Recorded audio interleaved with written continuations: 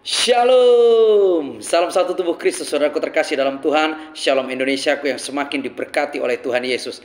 Syarif Muhammad Paulus N. Tambunan, sungguh bersyukur jika boleh kembali membagikan video sharing kebenaran firman Tuhan pada saat ini. Saya rindu saudaraku terkasih yang boleh menikmati setiap siaran dari channel YouTube ini, boleh menikmati berkat dari kebenaran firman Tuhan yang saya bagikan, dan juga kesaksian-kesaksian hidup yang boleh saya alami dan juga terjadi di tengah-tengah pelayanan kami.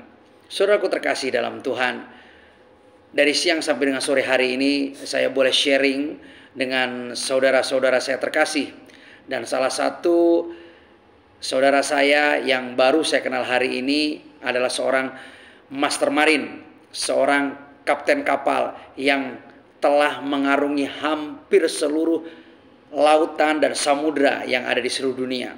Beliau punya pengalaman puluhan tahun mengarungi lautan dan telah melalui banyak tantangan, melewati banyak badai, dan semuanya boleh dilaluinya dengan baik, dan dia boleh tetap aman karena perlindungan yang daripada Tuhan. Karena beliau adalah seorang yang percaya kepada Yesus, dan dengan segenap hatinya senantiasa menyerahkan setiap perjalanan pelayanannya kepada tangan Tuhan yang kuat untuk menuntun, menjaga, dan melindunginya senantiasa. Saudaraku terkasih dalam Tuhan, kami sharing banyak hal sampai dengan ada satu bagian yang kami bahas dengan cukup detail dan hangat, yaitu berbicara tentang kuasa supranatural. Baik supranatural yang dikerjakan oleh roh Allah dan juga supranatural yang dikerjakan oleh roh antikris atau roh-roh kegelapan, ante-antenya Lucifer, biang kerok itu. Saudaraku terkasih dalam Tuhan, di dalam kitab Yohanes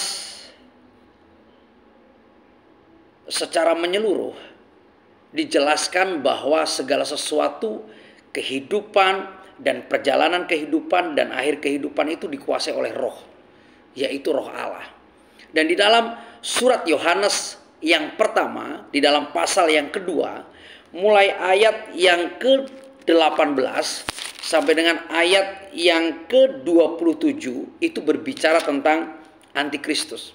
Nah, dalam diskusi kami dari siang sampai sore hari yang berlangsung begitu hangat dan luar biasa menurut saya, karena kami boleh berbagi pengalaman, kami boleh berbagi kisah tentang perjalanan iman kami. Saya yang sampai dengan usia 31 tahun masih menjadi seorang Islam, sampai dengan bagaimana akhirnya boleh mengenal Yesus Kristus sebagai Tuhan dan Juru Selamat. Dan akhirnya oleh kuasa roh itu saya dituntun, diajar untuk menjadi seorang hamba Tuhan hingga detik ini. Menjadi seorang pemberita Injil kabar baik, sampai dengan menjadi seorang gembala sidang jemaat yang saya boleh gembalakan atas izin Tuhan. Beliau juga bercerita tentang pengalamannya bagaimana memimpin kapal demi kapal, mengarungi lautan demi lautan, sampai dengan memimpin sebuah kapal yang sangat canggih dengan sistem teknologi yang mutakhir, tapi tetap tidak bisa menghindar daripada serangan badai di tengah lautan.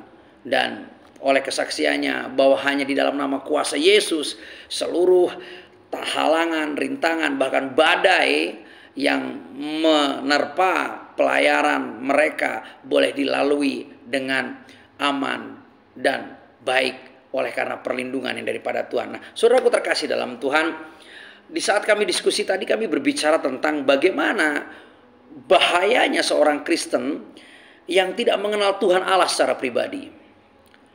Karena seorang Kristen yang hidup karena agamawi dan dia bangga sebagai seorang Kristen dengan standar agamawi akan sangat berbeda dengan seorang Kristen yang hidup dengan standar firman yang sepenuhnya adalah sungguh-sungguh pribadi Kristen.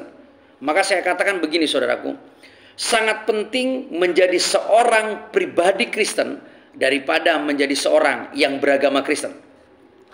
Karena di saat seseorang boleh menjadi pribadi Kristen, maka dia adalah seorang pribadi yang benar-benar akan menjadi pengikut Kristus. dalam sepanjang perjalanan hidupnya, saudaraku. Dan dia tidak akan menyimpang ke kanan dan ke kiri karena fokusnya hanya Yesus Kristus.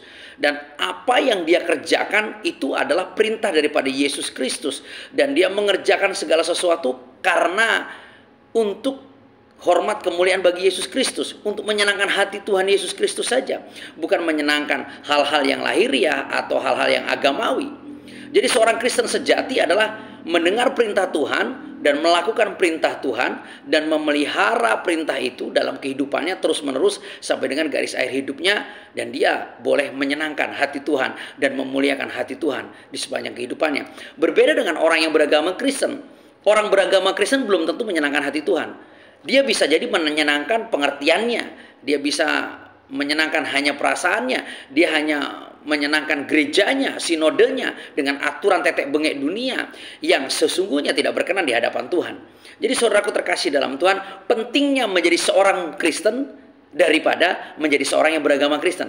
Karena tidak ada agama yang bisa menyelamatkan manusia, termasuk agama Kristen, saudaraku terkasih dalam Tuhan. Maka firman Tuhan saya katakan begini, waktu kami sharing dan akhirnya malam hari ini saya simpulkan di dalam surat Yohanes yang pertama, pasal yang kedua, ayat yang ke-20, dan seterusnya dikatakan begini.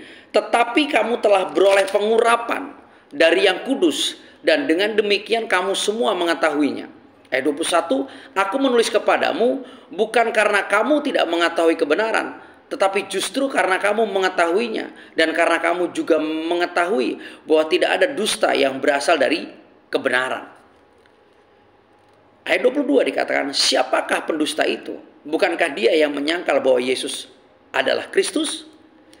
Dia itu adalah antikristus, yaitu dia yang menyangkal baik bapa maupun anak. Sebab barang siapa menyangkal anak, ia juga tidak memiliki bapa. Barang siapa mengaku anak, ia juga memiliki bapa. Ayat yang ke-24 dikatakan, dan kamu, apa yang telah kamu dengar dari mulanya, itu harus tetap tinggal di dalam kamu. Jika apa yang telah kamu dengar dari mulanya itu tetap tinggal di dalam kamu, maka kamu akan tetap tinggal di dalam anak dan di dalam bapa. Dan inilah janji yang telah dijanjikannya sendiri kepada kita, yaitu hidup yang kekal. Amin. Jadi saudaraku terkasih dalam Tuhan, saya katakan bahwa seseorang walaupun dia sudah menjadi pribadi yang beragama Kristen, jika tidak menerima pengurapan dari yang kudus dalam kehidupannya dan karunia roh itu tidak dia miliki, maka dengan demikian bahwa pribadi itu tidak bisa mengenal pribadi Tuhan dan tidak mampu mengerti apa yang menjadi kehendak Tuhan dalam kehidupannya, saudaraku terkasih dalam Tuhan. Maka di saat Rasul Yohanes menulis ini, dia berkata, bukan karena kamu tidak mengetahui kebenaran, tetapi justru karena kamu mengetahuinya, dan karena kamu juga mengetahui bahwa tidak ada dusta yang berasal dari kebenaran. Jadi saudaraku terkasih dalam Tuhan, banyak orang beragama Kristen tahu kebenaran, tapi dia tidak mau melakukan kebenaran itu. Bahkan dia mendustai kebenaran itu karena kepentingannya. Nah, ini menjadi menarik saudaraku. Jadi kalau ada orang yang mengaku Kristen, dia sudah tahu kebenaran, tapi dia tidak mau melakukan kebenaran itu, bahkan dia memanipulasi, mendustai kebenaran itu demi untuk kepentingannya, demi untuk kepentingan gerejanya, demi untuk kepentingan sinodenya, demi untuk kepentingan kelompok dan golongannya, maka dia adalah antikris, saudaraku. Bukan pengikut Kristus, bukan Kristen, tapi antikristen. Karena kita harus paham betul bahwa antikris atau antikristen itu berasal dari dalam Kristen itu sendiri, yang tidak mau mengakui dan hidup di dalam kebenaran. Tapi mereka yang menolak, menyangkal, dan hidup di dalam kebenaran. Itulah antikris atau antikristen. Tidak ada antikris lahir dari agama lain. Tidak ada antikris lahir dari iman percaya yang lain. Antikris lahir dari iman Kristen. Tapi dia adalah pribadi yang tidak mau mengetahui dan mengakui kebenaran itu. Dan dia menyangkali kebenaran itu. Karena sungguh tidak ada kebenaran yang berasal daripada Tuhan. Tidak ada dusta yang berasal daripada kebenaran.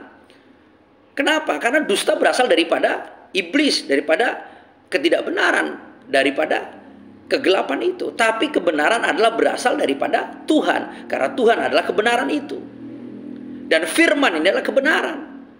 Dan nyatalah kebenaran yang ada di dalam firman ini. Karena firman ini absolut, tidak ada satupun yang tidak benar. Maka kalau ada orang yang tidak mengenal kekristenan, ada orang yang tidak tahu tentang kekristenan, ada orang yang bukan orang Kristen mengatakan bahwa Alkitab Anda sudah dipalsukan. Alkitab Anda adalah Alkitab yang sudah direvisi. Alkitab Anda tidak lagi asli atau original. Saya mau katakan, dari mana Anda bisa menyimpulkan? Dari mana Anda berkata bahwa kitab kami, kitab suci kami adalah sudah dipalsukan atau sudah direvisi? Apa buktinya Anda berkata seperti itu? Karena di saat Anda yang tidak mengenal iman Kristen, tidak hidup sebagai pribadi Kristen, berani mengatakan bahwa Alkitab ini sudah dipalsukan, sudah direvisi, berarti Anda bisa dan harus berani mampu menunjukkan yang asli, yang belum direvisi itu, yang belum dipalsukan itu. Kalau Anda tidak mampu menunjukkan, Anda adalah pendusta. Dan Anda adalah saudara daripada kegelapan, saudara daripada iblis. Bukan saudara daripada kebenaran atau Tuhan itu. Jadi saudaraku terkasih dalam Tuhan, siapakah pendusta itu? Bukankah dia yang menyangkal bahwa Yesus Kristus adalah Tuhan? Jadi siapapun yang menyangkal Yesus adalah pendusta. Dia itu adalah antikris, yaitu dia yang menyangkal baik bapa maupun anak. Nah, ini menarik saudaraku. Jadi di saat kita mengaku sebagai orang yang beragama Kristen, dan kita menyangkali kebenaran yang tertulis ini, kita masih melakukan segala sesuatu menurut kebenaran kita. Bahkan apa yang kita anggap sebagai kebenaran pribadi manusia itu masuk dalam ajaran sinodal gereja, dalam aturan tata gereja, maka hati-hati. Bukan hanya orang itu, tapi seluruh tatanan gereja itu akan menjadi gereja antikris. Karena apa? Tidak hidup di dalam kebenaran, tidak melakukan kebenaran, menolak kebenaran. Karena tidak ada dusta yang berasal dari kebenaran. Tapi di saat kita pribadi yang tidak mengaku sebagai seorang yang beragama Kristen, tidak mengaku sebagai seorang yang memiliki agama yang dibangga-banggakan, tapi menjadi seorang yang mengaku percaya kepada Yesus, dan kita menjadi pribadi yang mendengar setiap perintahnya dan melakukan seluruh perintahnya, itulah Kristen sejati. Karena Kristen sekali lagi bukan sebuah agama. Kristen adalah status mulia, saudara dan saya yang mau percaya bahwa Yesus Kristus adalah satu-satunya Tuhan dan Juru Selamat. Dan kita mau mendengarkan seluruh perintahnya, dan kita mau melakukannya dengan setia untuk menyenangkan hati Tuhan, dan untuk menyatakan kasih dan kebenaran, dan membawa banyak orang datang kepada Yesus Kristus Tuhan. Disitulah kita akan disebut Kristen, dan Kristen yang sejati sampai dengan kekal selama-lamanya. Salam kemenangan, salam satu tubuh Kristus. Jangan menyangkal kebenaran, jangan menghidupi dusta. Mari hidup di dalam kebenaran. Terus berkati.